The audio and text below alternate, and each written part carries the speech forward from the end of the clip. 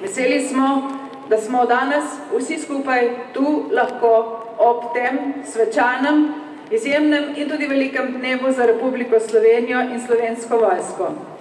V pristanišče v Koper je namreč pripotovala ladja Triglav, ki je ne samo naša nova ladja, je tudi ena najsodobnejših in zagotovo ena najmlajših ladij v Jadranskem morju.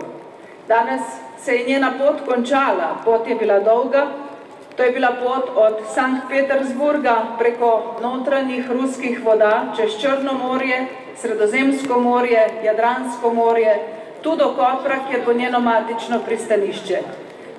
S to ladjo bomo dokazali, tako kot smo tudi z ladjo Ankaran, da smo pomorska država, ki o tem, da je pomorska, ne samo govori, ampak tudi zato nekaj tudi naredi.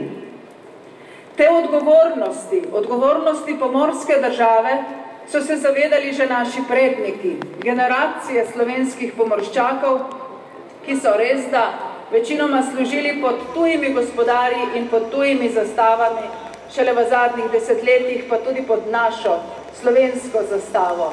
In tako Ankaran kot Triglav sta ladji, ki bosta za vselej pod slovensko zastavo.